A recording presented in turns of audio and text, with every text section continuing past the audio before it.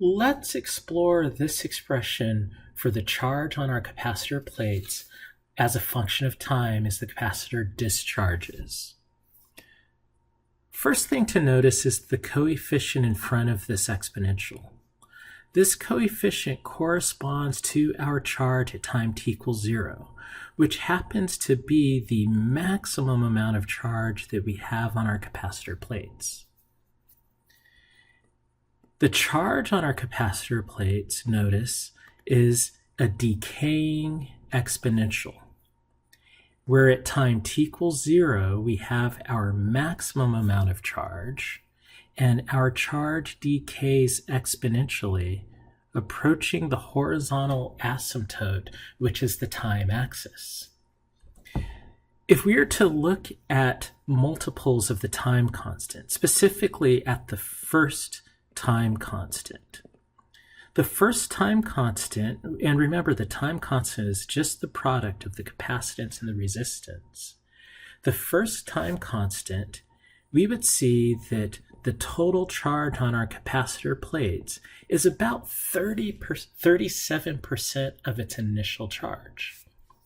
After two time constants, the capacitor plates continue to discharge and continues to discharge after three time constants, on and on. So here, even though the charge on the capacitor plates never reaches 0, it gets very, very close to 0. After just a few time constants, we might be close enough to 0. We might have an amount of charge equivalent to 0.00001% of the initial charge that we had on our capacitor plates. So for us, depending on the circuit, that might be close enough. Now, we could show explicitly that after an infinite amount of time, only then will the charge go to 0 on our capacitor plates by looking at the limit as t goes to infinity of the function of time, which is our charge. Charge is a function of time.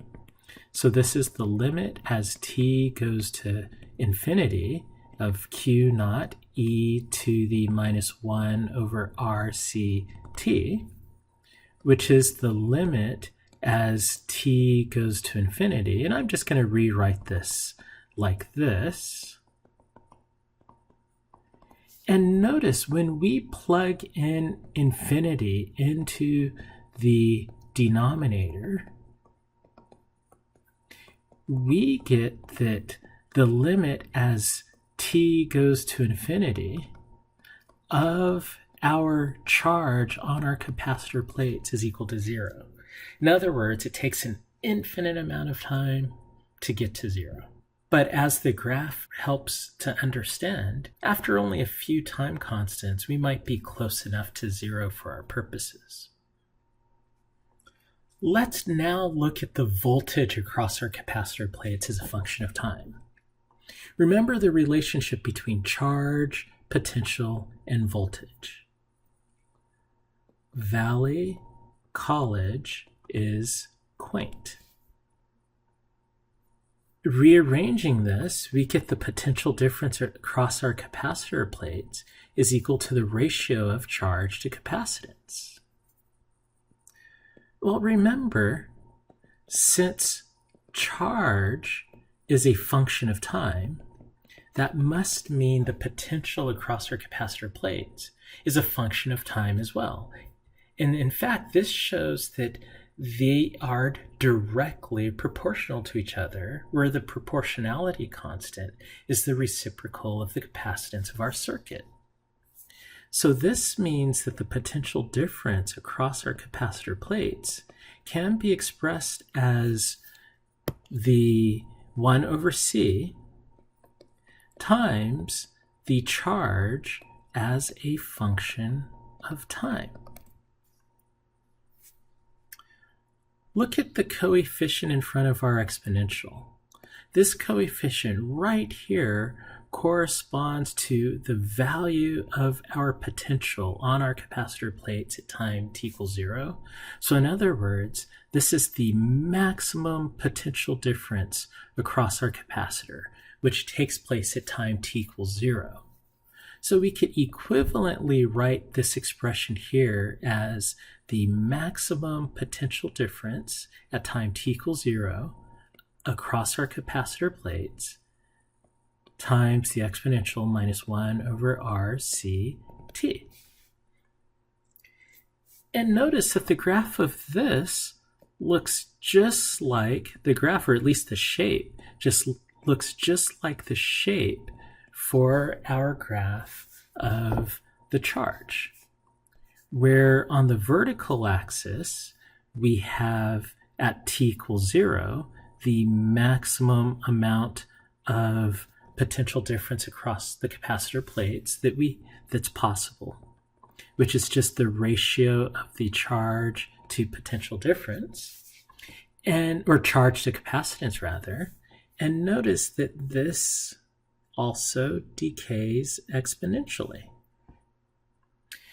So the potential difference across our capacitor plates reaches a horizontal asymptote of 0 after a very long time passes. So now we have an expression based off of the initial charge of the capacitor, the capacitance of our capacitor, and the product of the resistance and the capacitance in our circuit. Now let's come up with the current in our circuit as a function of time.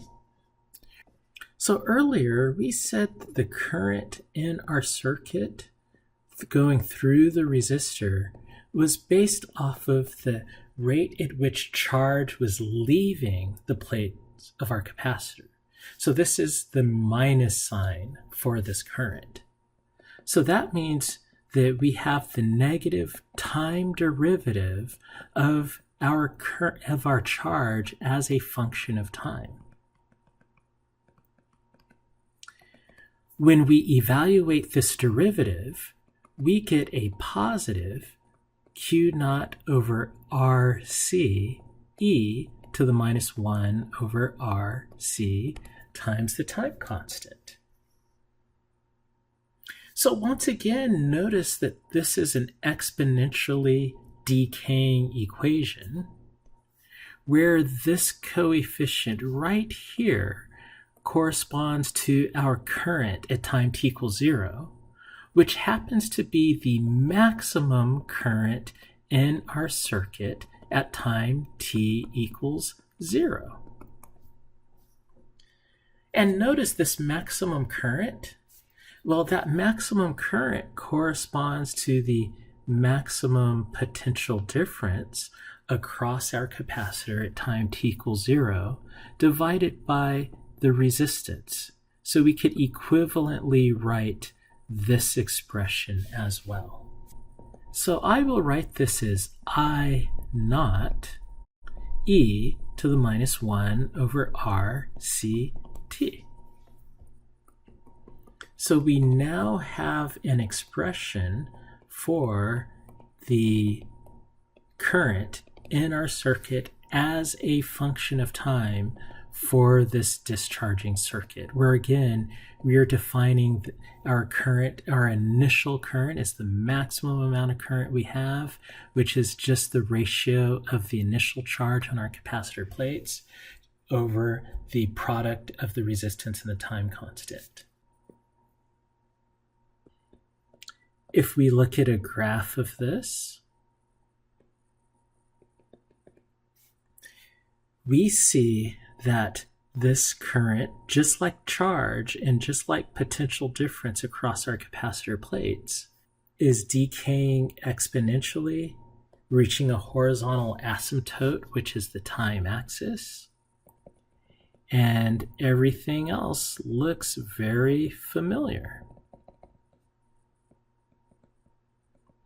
Where after one time constant, we are only left with about 37% of the initial maximum current in our circuit, and it dies off approaching zero as t goes to infinity.